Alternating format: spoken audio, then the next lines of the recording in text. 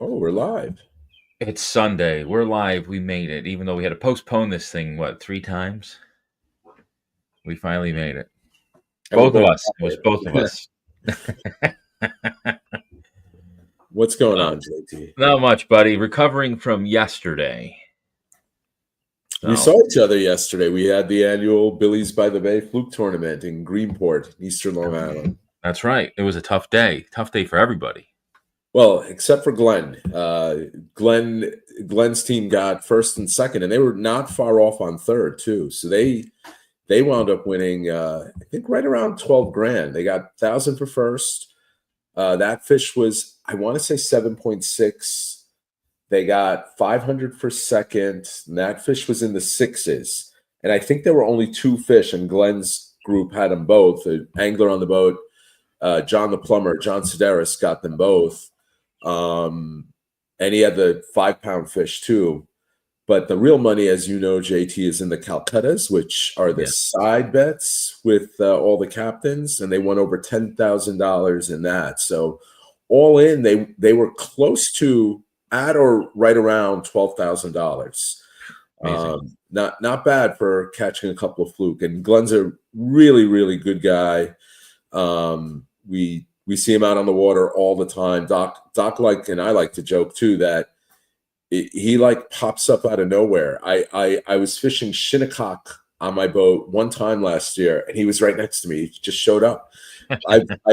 I fished the Sound with Doc, and he pops up next to us. He trailers his boat, so it's Okay. like he finds out where the hot bite is, and he's there, which Good for is him. probably why he won, because Yeah. he knew where to find the fish. And as you know, JT, there were not many fish caught yesterday. No, there There wasn't. were not many, 70 boats, and everyone we spoke to, the story was the same. Yeah, we had a few keepers, 2 keepers, 3 keepers. Yeah, the biggest was 21, 22, whatever.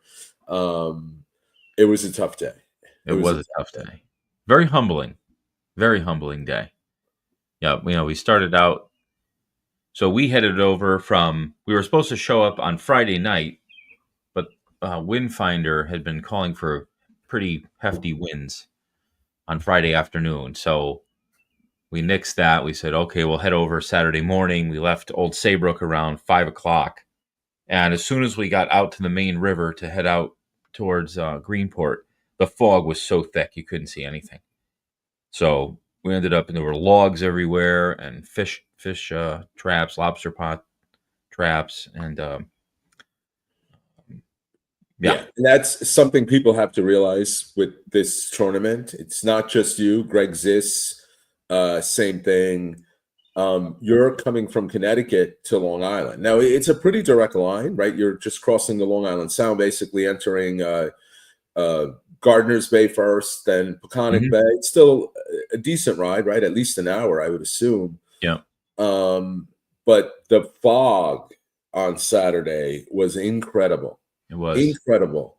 And you and I literally were chatting for 5 minutes right before this, and you were telling me how, you almost hit a guy running with no radar, and he just like cut right Wide in open. front of you. And Yeah. um, Cut between myself and your buddy Mike, and Mike and I were talking after. We're like, "Did you see that guy?" He's like, "Oh my god!" So yeah, that was pretty scary. So yeah, it was kind of it's a tough way to start the day, especially I think we got there with like what 20 minutes to 15 minutes to spare. I was a nervous wreck that we weren't going to make it there on time. yeah, So because I had your placard, and I mm, wasn't going to wait for you. I didn't think You're so. going to have to figure it out if Yeah, you didn't get there on time, yeah. because maybe we can. And there's Greg. What's up, Greg? Maybe we could talk about our strategies, but we Sweeney and I had actually prospected. My boat was me, Doc, Sweeney, and our friend Andy, who had bought my old boat. And we had partnered with Rick, who had Skinner and Cliff. So we decided they were going to fish the ocean and we were going to stay more local. And we were going to split the Calcutta money if we won, which obviously we didn't. But Sweeney and I had prospected by certain areas around Gardner's Island. And, we had caught some fish, but more importantly, there was a lot of bait. There was a lot of big bait. There were stripers hitting bunker. birds like crazy, and we thought this might work. We didn't Mhm. spend a lot of time doing that, but we thought, big bait. There's got to be a couple big fluke under all those big pieces of bait. Mhm. Um, and we had caught some fluke on Friday, and of course, we spent about 3 hours in that spot Friday. And I don't even think we had a short. Mm. It's just Murphy's Law how it works. We came back into the bay, Peconic Bay, and we wound up with 4 fish. Our biggest was 21 and a half inches. Sweeney limited. Figure that. On a Okay. really tough day, he limited. Precious. He had 3 of our 4 fish. Andy had the other. Doc and I were got the big donuts on the keeper fluke. But as always, a lot of fun. The event is great, although it was really crowded this year with 70 boats. Yeah. What about you? Yeah, so we had myself, my buddies Mike and Chris from up near the Albany area, and then James and Tim. And we really didn't know where we were going to fish for the tournament until, well, I think it was probably like Orient Point Light was when I had proposed to the guys where we were going to start. And we ended up starting in the ocean. And when we got to the spot, um, I asked one of the guys, hey, check the tide. He says, oh, low tide's at 11. And that was not true. We actually screwed up the tide. So we got out there. It was a total slack tide it was actually right at the end of the incoming. So we The were, tide was really weak it was all day very weak, yesterday for us. We very we weak. put the trolling motor down a few times just to get some little bit of movement. I'm not a big believer of that, but just a little bit of movement. Like the water was not moving at all. I think it was the second or third drift that we made. And I looked up at the GPS and it was point 0, point 0.1, and I'm like, oh boy, that's not good. So we had no drift, and I thought about it, and I proposed to the guys. I said, look, we're going to have at least an hour of no drift. Why don't we head back to Greenport, because it was so foggy. Let's head back to Greenport, and we'll just stay right around there and just, hit every little nice piece of structure we can find and try to, kind of watch everybody. We stayed right around where Claudio's is in the ferry. Yeah, we saw you. Yeah. So I was kind of watching. I let the guys fish, and I hit every little the top and bottom of every point, and tried to look to see where other people were fishing. So I kind of fished where other people didn't, and it was a grind, man. It was a grinder of a day. But we It ended up felt with so one much fish. longer. Yeah, it was. We had one 24-inch fish right in front of Claudio's, and Tim caught that with about, I don't know, I think it was like quarter after 2. It ended up being a 5-pounder. So that was it for us, man. It was, yeah, everybody was pretty spent. So Yeah. yeah, Yeah, we walked in. It was so, like I said, there were 70 boats. It was so crowded that they didn't even have enough seats under the tent or tables for all the people. So yep, when I walked in, and we got there late because, we didn't even bother to weigh in a fish. We knew 21 and a half inches, which was the biggest fish between our team and Rick and Skinner. That wasn't going to win anything. We knew that. So, we spent a little extra time at the boat cleaning it. I filleted the fish that we had caught. Sweeney was going to take them. And by the time I got there, it was mobbed, and you guys were sitting like literally inside the restaurant, not even in the area where the tournament after party was happening and the yeah, awards ceremony and everything. And yeah. I think what I said to you guys when I walked in was, "What do you guys look like you're at a funeral or something?" It was like 5 exhausted guys, because again, you're traveling across the Long Island Sound in the thickest fog just to get there in the morning, and then the stress. And I see Doc is on. He'll tell you. I chirped a couple times yesterday. It's stressful, not only It is. driving in that, but when you're responsible for the boat and Yes. you're the one in charge of trying to get the guys on fish.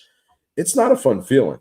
No, no, it's not. It actually, I was telling my buddies Mike and Chris, they stayed at my house for the weekend. Well, a few years ago, I was probably like maybe 6 or 7 years ago now.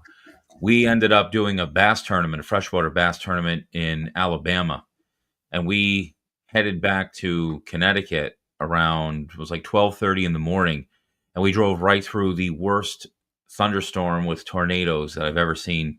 We were both towing boats, and it was very stressful, and it felt like that. So by the time we got to Greenport in the morning, I would have been happy just staying right there. I didn't feel like driving all the way back to Montauk in the fog, but that's what we ended up doing. So yeah, I was super stressed out right from the get go. Yeah. Anyway, so let's see what we've got here. We got Troy. I can't see that one. Yeah, just picked up one on sale, a Daiwa Saltese 20H for 159. Not sure what to use it for. Our tog or light stripers, thinking 30 to 40 braid. I mean, I don't think you need light stripers. I think that's a capable reel. You could probably use it for all those species. I'm not that big a believer in heavy braid personally. I for what you're describing, I think 20-pound is good. I don't Yeah. know if I would need to go up that high. And people say, well, what's the big difference? Isn't it better to be safe? Yeah, but it's more drag in the water. You're going to scope a little more. I notice when we're fishing like the gut and the race, the rods that I put 20-pound braid on scope a lot less than the rods other people might bring that have 40 or 50-pound braid. Plus, if you really get hooked on the bottom, I'd rather there be some give and have the line break before it rips my finger off trying to hold it down to get it to break. Yep.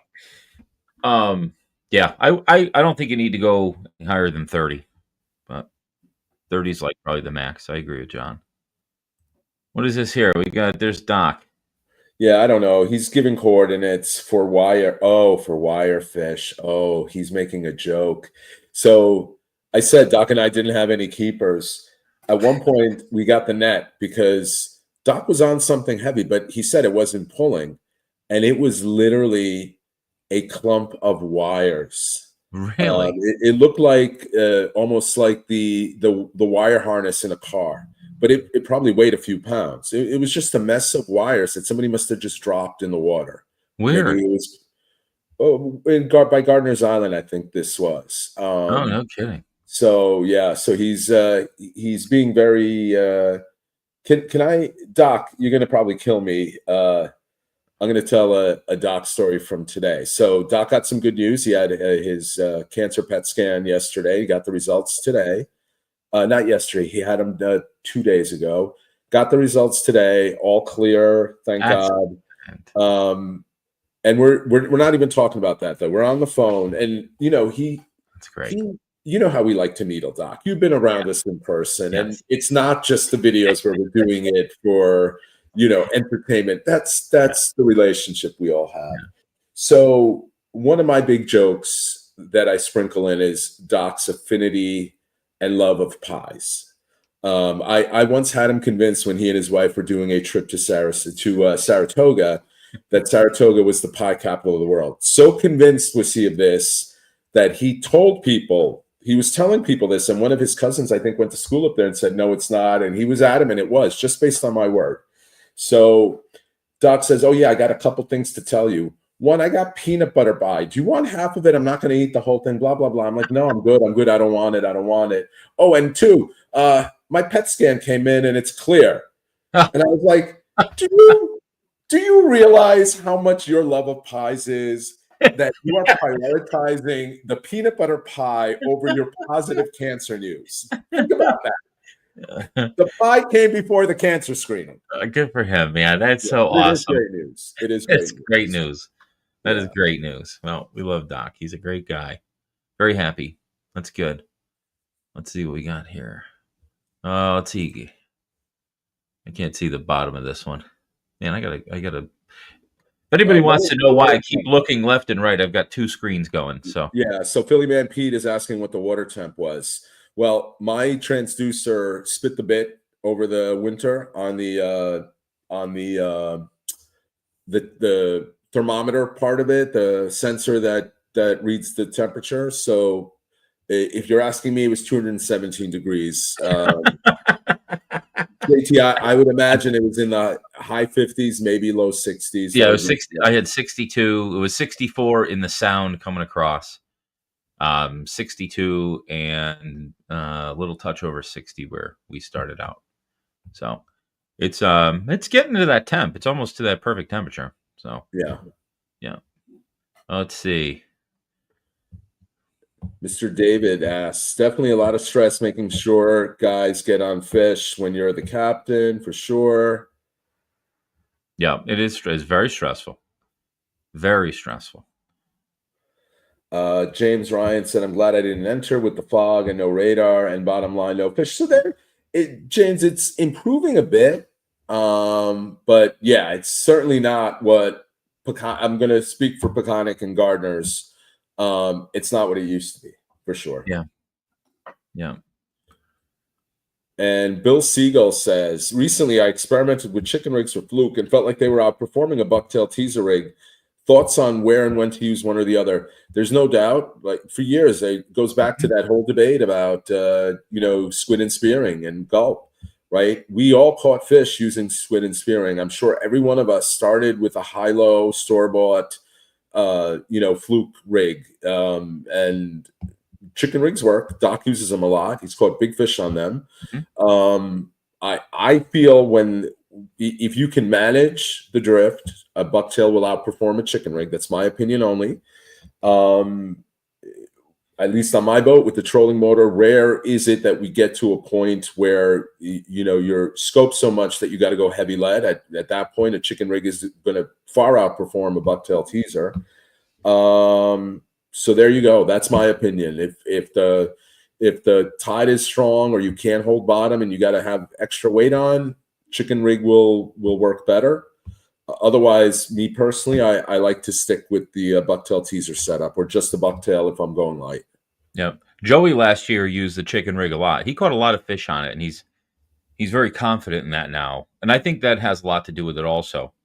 It's whatever you have confidence in, you're going to keep it tight on longer, and Sure. therefore you're going to catch more fish with it. So that's a great question. Yeah, definitely chicken rig. Chicken rig last year was really good. I just worry about the line digging in the spool. That's a fair point too. Yeah, yeah, very fair. Yep. Rob Corral says, just got addicted to fluke fishing in the Western Sound from the beach. It's so hard to do, but so much fun. Absolutely. Nice. Awesome, man. Yeah. Yeah, welcome to the And Rob, club. you probably know this, but definitely check out Cooking and Fishing. He does a lot of shore-based stuff. Yes. I've been on his show, right? He hasn't come on here, right? Yeah, we had him on last. We did have him on. I don't remember. Okay. Yeah, yeah, we'll get Roger on again. I've got to get in touch with him. He's been trying to do a show together. So there's Doc says thanks. And Stove G says peanut bunker. Yeah, there's one memorable Skinner video from years and years ago. I want to say it's from 2017, where we had live snappers back when the limit was more than it is now, 3 per person. We had peanut bunker. We had the best baits, and the friggin' gulp outproduced it like 0 keepers to however many the gulp did. I definitely agree. If you're there's probably a time and a place, but it seems like, and JT, I know you and I don't want to say disagree on this. I actually agree with you that you want to catch a really, really, really big fluke and you have a really, really, really big bait on, your chances are going to be better than somebody using a 4-inch swimming mullet. Mm-hmm. But I think for me personally, I wouldn't even bother with peanut bunker. But I know people will disagree with me, and they likely have caught a ton of fluke on them. And you also have to remember, fluke are super predators. It's like a bluefish. Just think of it as a bluefish. They'll eat anything that they can fit in their mouth. They'll eat a mantis shrimp. We've caught them with mantis shrimp in them. I don't think they're too picky. So anything you want to use, I'm sure they're going to eat it at some point. Just get it in front of one. So James is saying, I'm considering a radar or a newer boat with radar. I'm considering Cape Horn 22S OS. I think that stands for Offshore. Captain Halkias, have you ever seen one of these at the show? It's a real fishing machine with a 9-foot beam. Do they still make the 22? Maybe they do. I don't think I've ever been on a 22. I've been on a bunch of 31 Ts. I'm not necessarily the biggest fan just from how I feel on them, not having never ridden one. So keep that in mind. I've heard great things about the way they ride. But storage and gunnels and just it feels like such a smaller boat. I think the 22 though has a reputation as feeling like a bigger boat, which is ironic because again they're 31. When you're on it, you don't really feel like it's a 31, and maybe I'm the only one who thinks that. That must be like riding in a box. 22 feet long and 9 feet wide. Well, that's kind of like my boat. My boat is 24 feet long and 9.3 wide. Really? Wow. And it's shaped like a box too, ironically. Yeah. I don't know. I like the look of your boat. It doesn't look too boxy. But I unfortunately, James, don't have firsthand experience with that 22. You guys do so much squidding this year. Seemed good this year. Always wanted to try it out. Oh, you guys do much squidding this year? No, Troy. We tried it once. Speaking for me, we did it once. We didn't have a great day, but others who apparently we just picked a bad night to go. There were definitely trips around our trip that were lights out, and I've done it in the past where you filled a 72 quart cooler with squid. Yeah, I was very disappointed we didn't get to go this year. Joey and I talked about it a lot, and we just couldn't get our schedules to work. He's a nurse in the emergency room at Hartford Hospitals, and he's just been booked. I've been really, really busy, so unfortunately, I didn't get to this year. Next year, I hope so. Have you been offshore yet? I have not yet, but that's coming up. It's just been too cold, and the weather hasn't been cooperating yet. I do know yesterday when we were out there, we had it on 68, and we did hear some chatter that guys were marking bluefin south of Block. So that will encourage us to pick up the pace and get out there. There's new wrecks, right? I don't tuna fish, as you know, but I think you're down to one bluefin. One bluefin. Per boat, we're talking, right? 27 to 73 inches. One fish. To 73 or to less than that? To 72, 73. 27 to 73. Okay. I thought it might have been in the 40s, but I just read one thread about it on The Whole Truth where everybody was complaining. Yeah, everybody's complaining. It almost makes it not worth it. And that's not per man, right? It's per boat. Per boat. Yep, for bluefin. And it's still $3 a piece for yellowfin, which is fine with me because I think yellowfin tastes better. So do I. Where do this be? Yeah. Philly Man Pete wants to know how your hunt for the big fluke is going. Haven't started yet. That is going to come in a window, I believe, the last week of July through the first week of September. I think that's when that's all going to go down. There's a very small window in my mind that the giants are going to be where I think they are. Yeah, and Troy says his two biggest fluke were on herring. Mm-hmm. Yep, I don't doubt it. Like I said, I'm sure they eat sea robins. Yeah. You know? Sweeney was having me net sea robins on Friday when we were prospecting because he wanted to harvest them for strips. I've never done well on those strips. Have you? You ever caught anything on them? Me personally, no. I've tried. The irony is he was using bait a lot. Sweeney was using 2 rods during the tournament, and he limited, but all 3 were on his gulp setup. Mm-hmm. Yep. First-ish. Mm-hmm. Yeah. I don't know what that means. I'm not sure either. Nick, if you can let us know what that means, we'll answer it. Glenn Storrs says fish. Oh, you know what? That might be a comment on YouTube, maybe not on the live stream. First-ish. I don't know. Glenn Storrs asks or said, I fished yesterday, got outfished by my son using dead spearing over my bucktail with a grub. Yeah, so I've seen that this year. I was on a party boat earlier in the year out of Port Jeff, the Osprey, and yeah, they're definitely, I saw spearing doing better than gulp. Absolutely. Yep. You guys talk on 68. We are generally on 65 in Jersey. So 68 is what the tournament officials asked us to use to have on. So that's why we were on 68. Yeah. Usually I'm on a non-disclosed channel just because we'll You and I are share where using we on are. our encrypted phones. I don't Yes, know or why people use the radio when they can no. just text or I know. call each other on The phone is a little easier. So yeah. yeah, we have our encrypted So secure line that we text while we're fishing. yeah, Yeah. so I think Philly Man Pete confirmed it's 27 to 47. So yeah, I thought it was something that got Oh, you know all what? No, yeah, the Cougar I guys forgot. crazy. It is 47. Did I say what did I Yeah. say? 73? Yeah. I got that screwed up. Yes, thank you. Thank you. Yeah. Is Channel 68 the channel for fish gossip? Yes, it Probably. is. It's like trucker radio out there. So, but I know the guy that we overheard for Bluefin, who was just south of Block. I actually know who that is, and he was being legit. So Doc said nope.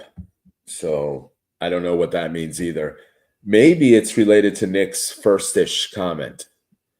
Maybe Nick said first-ish and Doc is saying nope, I was first. Could be that.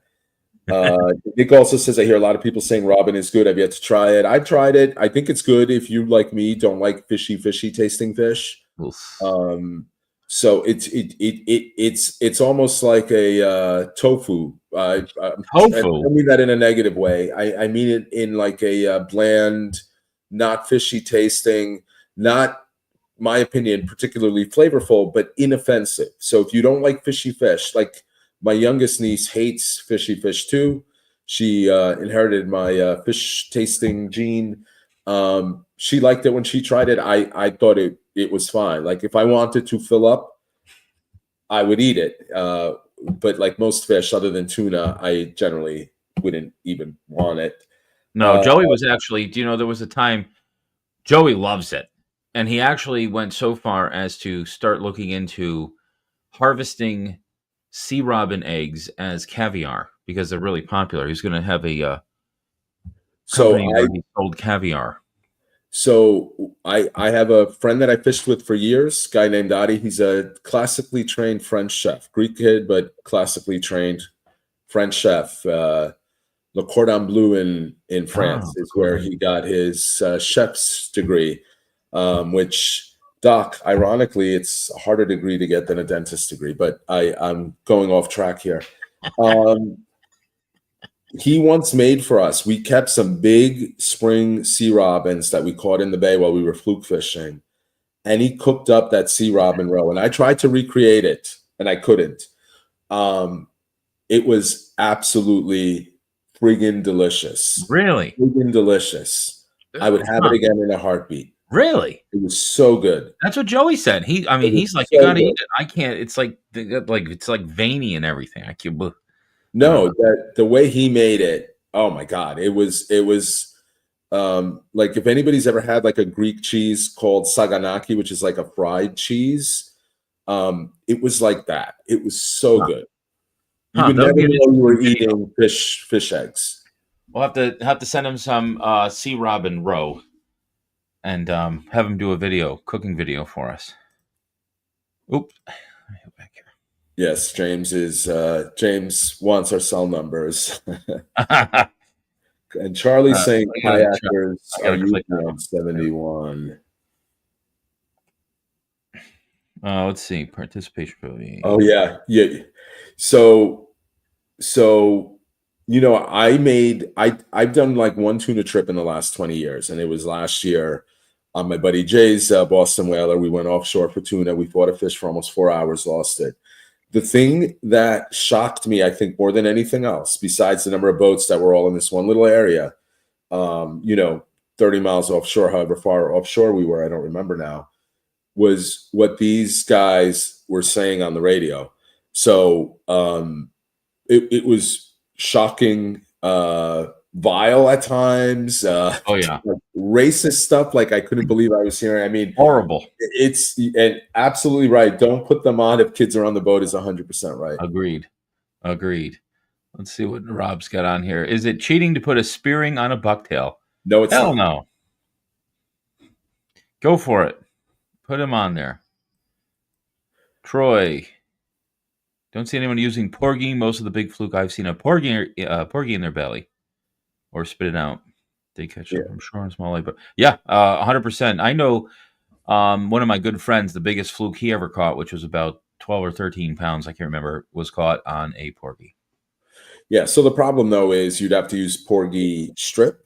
You're not going to be able to use a legal porgy, in my opinion, to catch a fluke. Yeah, or chunk it up. Yeah. Yeah.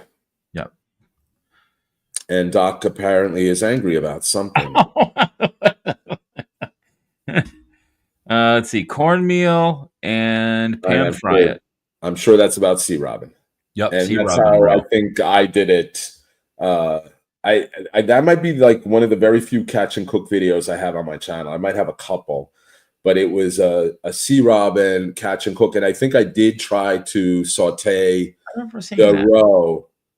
This is back. This is like That was in a long time ago. 2019 or 20, a long time ago, 5-6 years ago. First season, right? Yeah, maybe first or second season. It was, yeah. I remember the bass fishing one you did in the what was it, like the golf course pond or the pond behind your condo or something in Florida? Yeah, where I got I got the hook through my finger in one of those videos. I don't remember seeing that. Oh yeah, on a peacock bass. Oh, I'll have to go back and watch those. Oh, well, if you want to be disgusted, you could see a treble hook go through my finger. Oh God. The bluefin bite is going very well at the inlet over by me.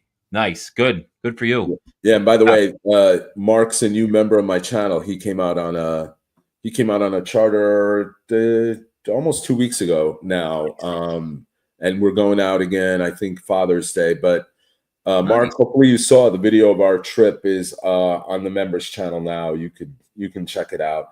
I'm gonna try to do the tournament video between today and tomorrow, finish it, publish that tomorrow. Otherwise, your video is going up next. I started my tournament video today. Yeah, the highlight's going to be handing out the placards to you guys. Send me some of that footage that you didn't use because we don't have much. I'll send you the wire footage where there you go, and then you can pair that with Doc's coordinates. Anybody wants to catch. We'll do a Navionics reading of exactly where that was. Doc is upset about the dentist. Yeah, the dentist comment. I was told dogfish is good. Yep, absolutely. I have an uncle who would take that over anything else. They're a pain in the neck to skin, but I think for years, right, the primary fish used in fish and chips in the UK is dogfish. It is dogfish, and everybody I know that has tried it like that says it's delicious. So maybe we'll do that this year. We're going to catch some dogfish while we're out offshore. Oh, I think that's supposed to be James Rowe. JT, I know you did a video with M3 spoons. You're doing another one this year. I bought some. Yes, we're going to do some. I've had a lot of requests for that. So considering where we're going to be fishing, we'll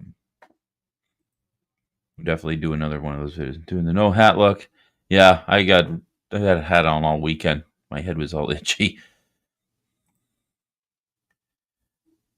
Let's see.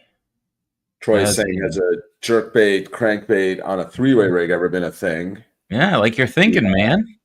Definitely. Yeah. So I actually have a video from last year where I caught a nice keeper on a three-way rig with a crankbait. So, yep, definitely check it out. Go into the next drift videos and look for a video. I think that was the day I took my wife out. So there's a picture of us on the thumbnail. Everest is saying something very nice. What you don't know, JT, is Everest is on my propaganda payroll. So Oh, and he's contractually obligated to make fawning comments like that, even though not true. oh, thank you, Everest.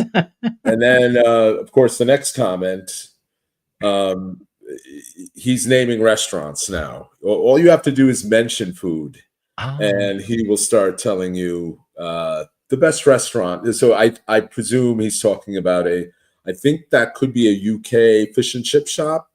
It might even be a chain of them. But I love the next comment. oh Let's yeah. let's read that one together. This is from Nick. Doctors passed the MCAT. I wonder what that's a reference to. Love you, Doc. Ha ha ha ha.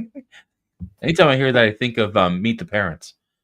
Oh yeah. Well, that when The you MCATs. mentioned Joey being a nurse, I thought of Greg Fokker. Yeah, yeah. Joey's gonna see this later too. Probably on his I'm break. not. No, I think it's great. Like there should be no stigma against male nurses, but whenever it's still a little. Oh God, how do I say this without sounding like misogynistic? Like, Joey grew up on a farm normally too. associate females with nurses, Yeah. and it shouldn't be that way. But that's how society has Yes, it has. It forced has. us But to think. thank God we have people like Joey. Honest to Christ, I say it all the time because I could never in a million years do his job. And And you know he what the stays great somewhat thing normal. is? The Huh? difference between Joey and Doc. If one of us had a heart attack, Joey could actually help us. Doc would call Doc in would check Joey. to see if we had any gold fillings he could steal after we died. Again, I'm kidding, Doc. Oh boy, Love you, I'm Doc. getting a man. Back to serious questions. You Oh. think if you pattern short fluke consistently, bigger fish might move in? Mm. I don't know about move in, but I think where there's short fluke, there's likely bigger fluke too. Unless, you know, so I'm thinking of some of those spots in the Long Island Sound. I know you did well. You guys went over a Mhm. couple weeks ago. The bite has dropped a lot since then. Yeah. Even Skinner had a trip earlier, like a few days ago, where he told me it was just one short fluke after the other. And I know he has a couple videos out with like 100 fish caught, 3 keep, but it wasn't even that good. It was the keeper count. I kind of feel when they're on that small bait, sometimes it's just smaller fish. But if you find the bigger bait, it's the bigger fish. But I still think if they're shorts, there's always a chance that there's a couple biggies also attracted to that bait. Yeah. Let's see. What are sure for people high fiving? Well, I'm not sure what that is. Oh, he's talking about a short video we had of Joey where Tim had netted his fish and didn't see Joey. He had left Joey hanging. It was Oh, actually a spoof video that wasn't supposed to be public. Oh, good gravy. Fish and chips. Dogfish meat. Nice. yeah. Nick is saying he'd rather have a blonde with big assets tell me I'm dying than Joe. Yeah. And Jeremy says he dropped a cow in the race today. Any advice to land bigger fish? Ah. How'd you do? Well, it's too bad this isn't more interactive where people Mm-hmm. could like talk back or we could, Like click them in. Wouldn't that yeah, would be kind of cool, wouldn't it? Like click people in live. Yeah, yeah. I know there was a lot of guys out at the race today, and there were reports yesterday. Somebody caught like almost 60-pound striper at the race. Yeah. So So, Jeremy, what were you using out of curiosity? Was it just a three-way rig or with a bucktail, or were you using an eel? Well, we'll let him yeah, answer we'll as let the him answer. We'll move on. outside. Greg. Greg says they did pick up a bunch of big sea bass yesterday. Unfortunately, New Yeah, York is still closed. Yes, it is. too. Some nice ones. Wasn't the biggest fluke caught off of Horton's Point? No, they was caught at the Frisbees. Unless you mean James, if you mean in the tournament, that was caught off Montauk yesterday at the Frisbees. If you mean the world record, Charlie Knightby, I believe that was caught off Montauk on a live snapper. Yes, live snapper. Oh, And he was then diamond jigging. interesting. Nice. That's what everybody's been getting them on lately. Diamond jigs. Interesting. So they must be Very on cool. some kind of shiny fish. Yeah, well, I think it's also the speed. My buddy Joe Paczynski, who charters in the Sound, he's been smashing stripers, and they're catching them on diamond jigs. And he said, as fast as you can reel them. The faster you reel them, the better, more chance you have of catching one. Yeah. So, but just on that, I was, who was I? Oh, was it? Who's in Connecticut? It wasn't you. Was it Skinner? I was talking to somebody. I was talking to somebody today about fishing next to a couple of the Connecticut party boats this year a few times at the Gut. Mm-hmm. One of them is that smaller boat, and they were all diamond jigging, and they Yep. were diamond. We haven't seen them catching anything, and meanwhile, we're hooking up every drift on the bucktails. So I think, and we had a big run of butterfish in the Gut. And I think that bucktail looks just like a butterfish with the tail, with the hair and the strip. The profile looks like a butterfish. So I think if there is bait that looks like a thin strip, like a big sand eel, the cigar minnows, things like that, diamond jigging probably would work better than anything else. And the race and the Gut are two totally different beasts, by the way. I know. I mean, look at the last couple of years, right? I mean, it seems like when the gut seems to attract different bait fish than the race, and how the fish set up on them. It's it's a totally different beast. Are Fluke territorial? Or do they just follow the bait around? They are not territorial, in the sense of like where they'd be guarding certain space, but and they do just move with the bait. Yeah, good. They probably don't want to compete with like sea bass and stuff. So, But a good point of reference or a good rule is if you're looking for fluke, like if you're in Montauk and you have literally probably hundreds of square miles of water, 20 miles west of the point to the point and 5-6 miles out, you find bait, you're generally going to find fluke. Yep. And it said, which when you see other videos, they are stressing ambush points. Yes. Any type of predatory fish like that isn't open water feeding is going to use ambush points. And that's we were just talking about, Bob. I know you and I were texting earlier. That's why places like the Race and the Gut are so good. That's an ambush point. That's why a lot of times you catch them right in front of the rip, because those bait fish get swept up in that fast moving current, and it gets faster as you get near the rip. The bottom comes up, and the bass just wait there facing the current, waiting for those bait fish to get caught in that ripping current, and they just snap them up as they're coming by at 3, 4, 5 miles an hour. And the bait fish can't do anything about it because the current is so strong. And the rule of thumb is if you don't see bait fish, on the screen, don't fish there. At least that's what I do. If I don't see bait on the screen, I keep moving until I find it. Ambush points mean nothing if there's no bait there. Everyone's like that, Jeremy. That just happens, man. Nothing you can do about that. Yeah. Tip your hat to the fish. He won that round. Want to read that out loud, John? I can't see Colin says, "Oh, hey, there's Colin. I think he fished with Mark. Hey guys, I fished the Sound a few times this week. Countless shorts, no keepers, lots of bait, and even a bunch of mackerel. Mm-hmm. Like I said, same experience this week with Skinner. We went on my buddy Frank's boat. He was in Skinner's recent video with our other friend Pete, and Doc was with us. And we did have 2 keepers, but God knows how many shorts. It was, and I told Doc today, or I guess last night, he was like, "Hey, one of my buddies might go fluke fishing later in the Sound. Do you want to come?" And I just said, "You know what? No." We were tired from the tournament, but I kind of got bored of that. The amount of shorts you're catching, and I mean like 13, 14-inch fish. Hoping to get one 19-inch fish. I'd rather fish Peconic Bay where you have a chance at a really big fish, but you might not catch many fish at all. You might have, 3, 4 fish, but 2 or 3 of them might be keepers. Yeah, early in the season, I want to catch anything that bites, so I I don't mind. I, I agree. I agree. But I when know you do it 3 or 4 times, it gets boring fast. it does, it does. And then even after that last trip that we took, where we caught all those fish, we caught, God, I don't even know. We probably caught over 100, but we only ended up with 18 keepers out of that 100, so 18%. So Um, Skinner we had a great JT time. had 103 fish by himself, 3 keepers, and the guy he was fishing with, our other friend Jonathan, he had let's say 50. I don't know what the number is. So between the two of them, they had 150 something fish and only 3 keepers, Hmm.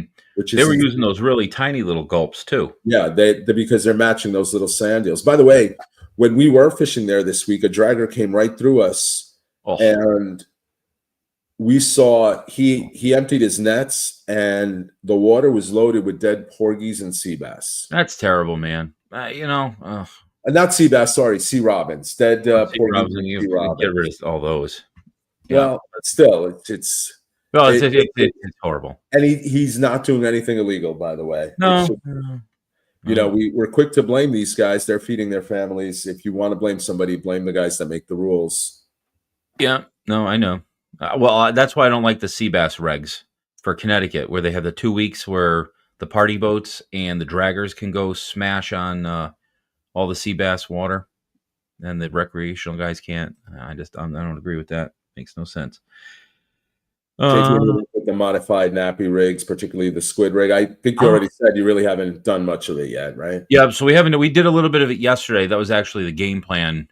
We had 5 guys, 3 of them all had the nappy rigs with whole fluke or whole squid rather. But we had no tide. I mean, there was no drift. So, um, yeah, that really stunk, but there was some promise to it.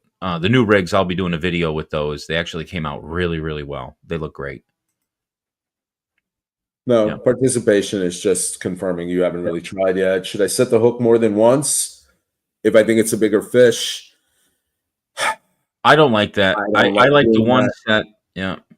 When I do that, I learned to do that when you're slow pitch jigging with those weird jigs that have the slow pitch jigs with the hooks on the line, and there's 2 or 3 of them. All the guys who slow pitch jig do it. I started doing it this year. I The only wouldn't thing do I it can for fry say, bass though. yeah. The only advice I could give you with a diamond jig, because I used to use them all the time for my customers on charter trips at the race, is I always made sure the hooks were as new as possible. For whatever reason, diamond jig hooks, they get really dull because you're smashing them into the rocks a lot. Just make sure your hooks are really sharp, and make sure you have.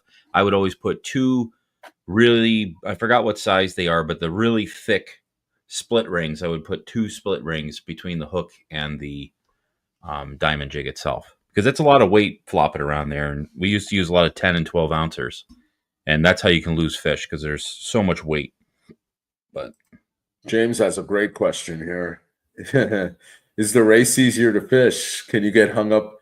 So no and yes, my opinion. mm-hmm. I don't know if there's a scarier place to fish than the race, especially if there's wind against tide.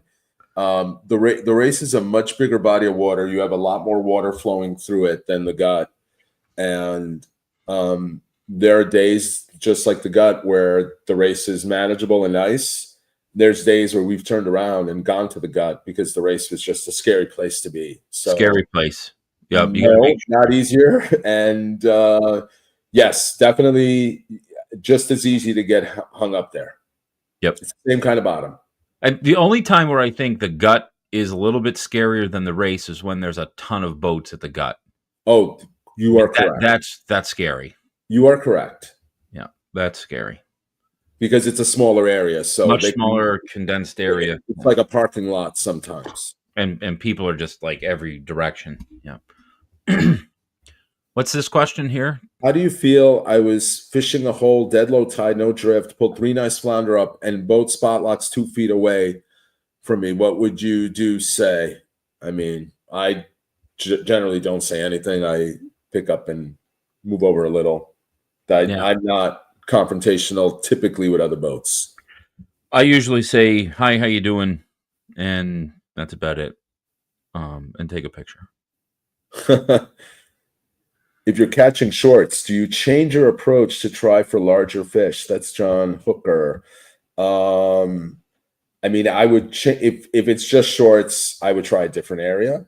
Hmm. I don't know if changing like the bait presentation or the rig.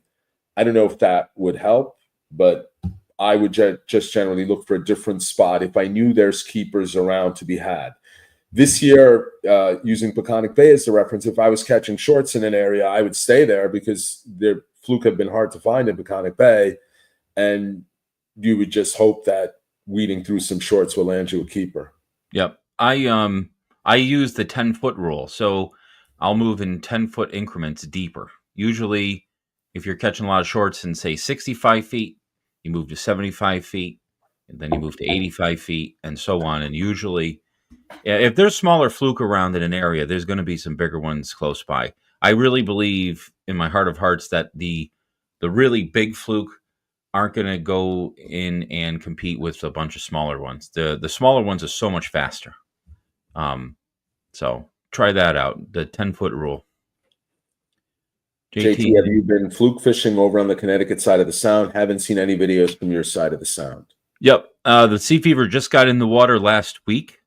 So we haven't done any fluking on this side yet, but we will be this week for sure. And just back to, I guess, the person who lost their fish, don't grip the barbs either to keep them on. I know it's easy to release, but also easier to lose, and that's a fair point. Mm-hmm. Yeah, Rob is thanking us. Thank you, gentlemen. Time to bass fish with the tide. I appreciate you guys. Oh, wow. Good luck out there and be careful. Good luck. Yeah, be careful. Have fun. Let us know how you do. Yeah, and Nick says also conditions at the race change so fast. Yes, 100%. And just to think back fondly on years of fishing, I can't tell you how many times, like stupid kids, we would go out to the race, middle of the night. Oh my God. 2 a.m.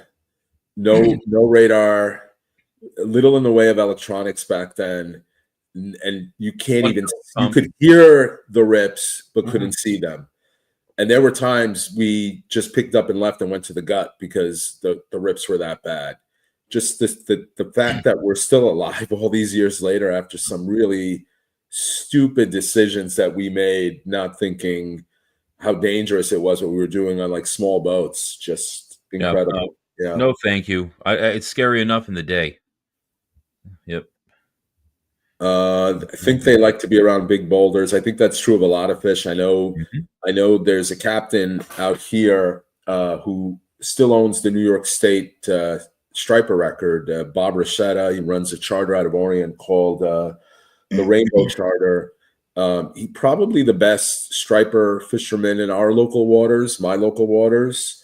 And he has spots that he hides like a closely guarded secret that are built around single big boulders where he catches big stripers.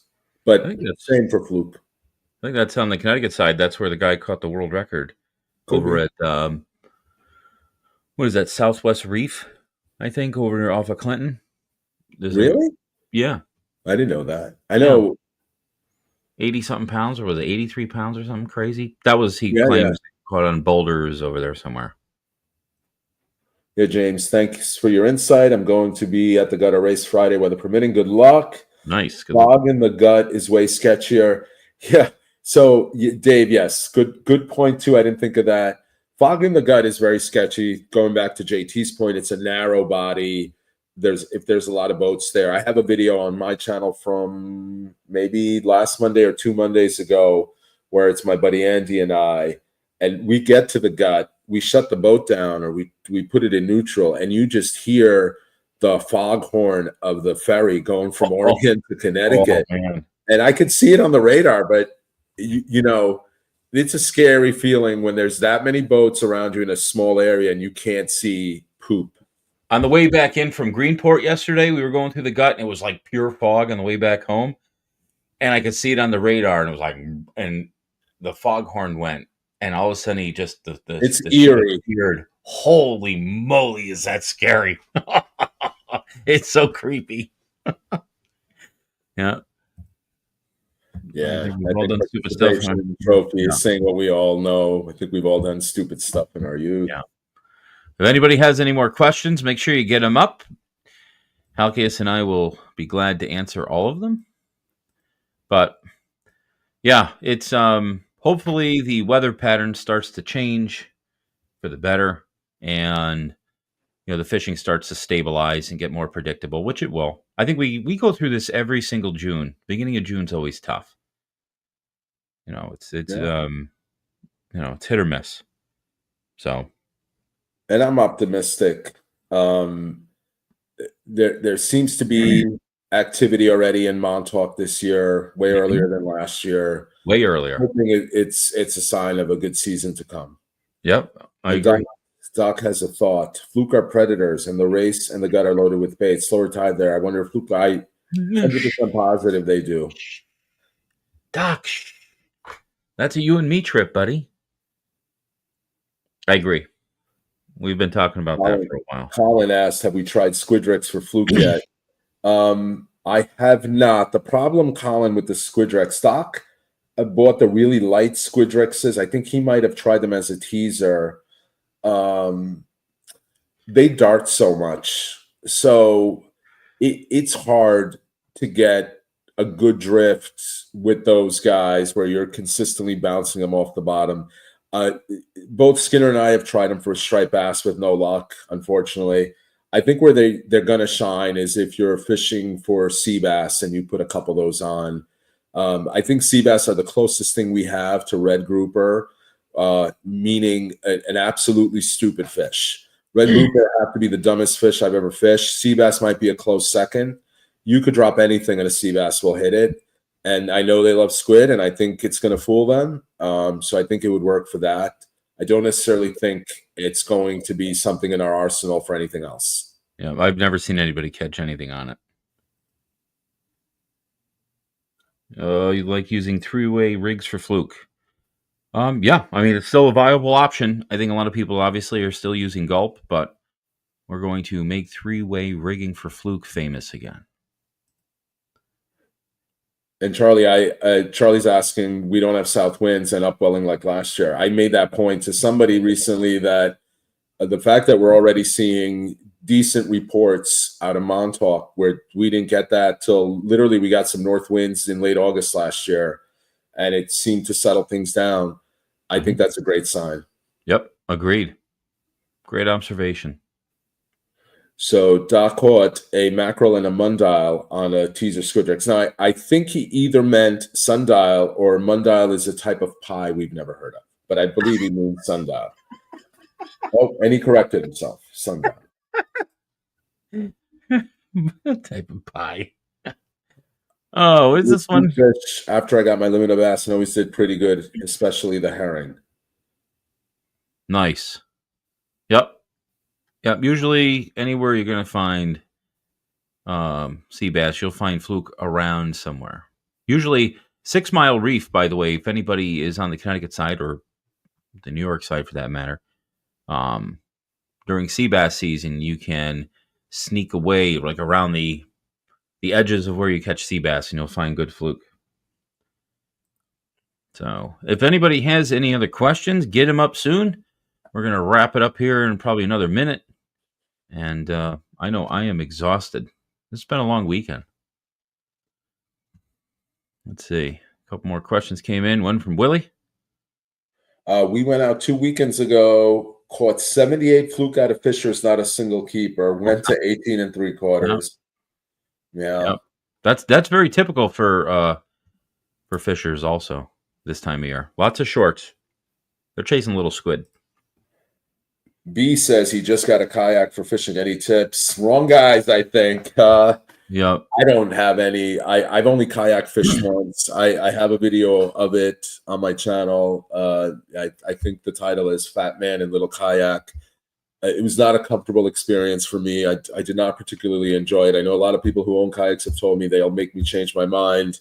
But unfortunately, wrong. I think the wrong two people to be asking.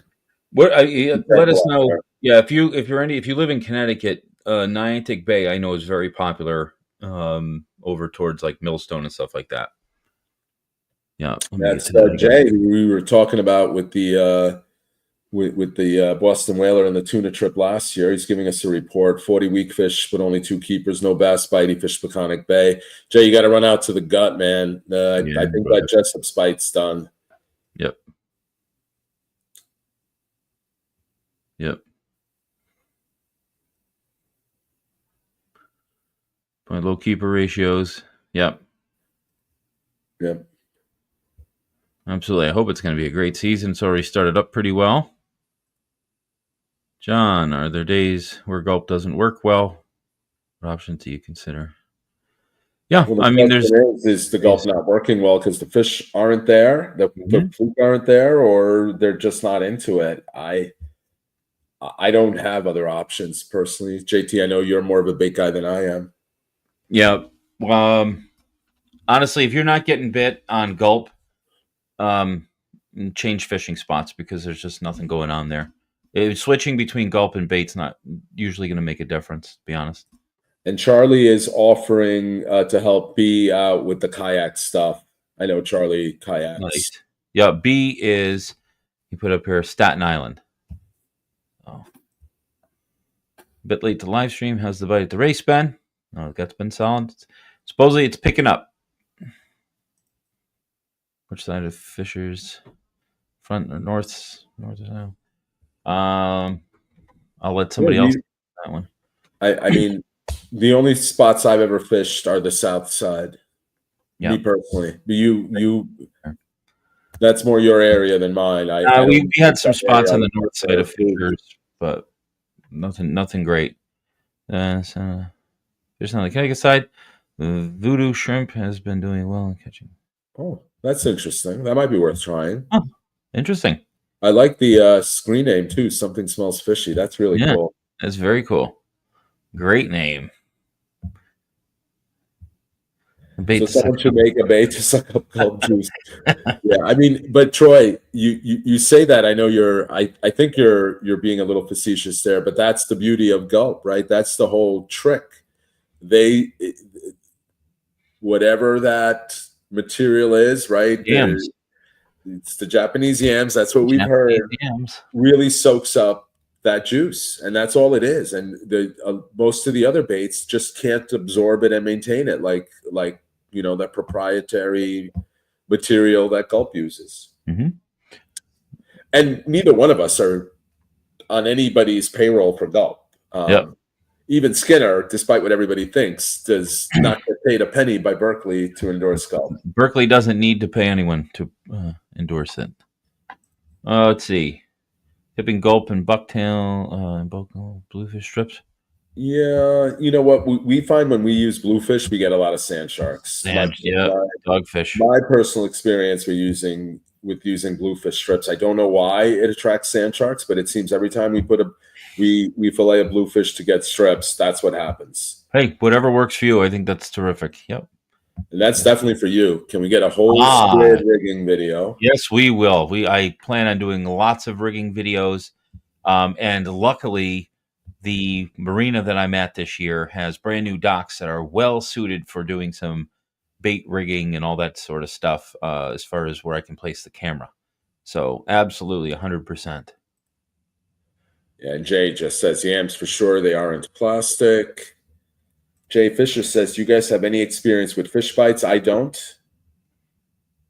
But Willie is going to answer it for us. He tried it for Fluke, gulp beat at 5-1. Woo! So Nick, Skinner you're did that gonna, video. Remember yeah, where he used nothing? He didn't use any gulp. I remember. Like 35-1 or something. Yeah, maybe Willie is actually Skinner's pseudonym. Nick says raw bacon works well for Fluke. I am on a mission one day this year to do a bacon video in homage to C Money. One of my favorite Fluke videos of all time was C Money using raw bacon and catching keeper fluke on it. It looked like so much fun. I am going. You have your pursuit of the world record fluke. I have my pursuit of the bacon fluke. JT. I like it. I like it, bud. Very cool. All right, let's wrap it up here. We'll take. Let me see. We'll get another question here. I was going to say use these small glass baskets filled with fresh as well. I don't remember any of that. No, I have not tried that. Neither have I. Yeah. So a video of local girl doing well. Oh, my tail. Yep. Awesome. Yep. Z-Man grubs. I know Joey has used those. The Z-Man grubs. Whatever. They last longer. I'll give them that. They do last longer. I think that's why he uses them. But anyway, let's wrap it up. It's 9:05. This was a great show. When are we going to be back on, John? We're going to get back onto our Thursday schedule here. Yeah, so next Thursday. Okay, not this coming Thursday, but the Thursday after. So look for it. I'll make sure it gets up on both of our channels, that thumbnail, so everybody can be ready for it. Hey, it was good to see you this weekend, buddy. Yeah, likewise, JT. Thanks all. Appreciate you guys. Take care. Thank you, everybody. Have a good night. Have a good night.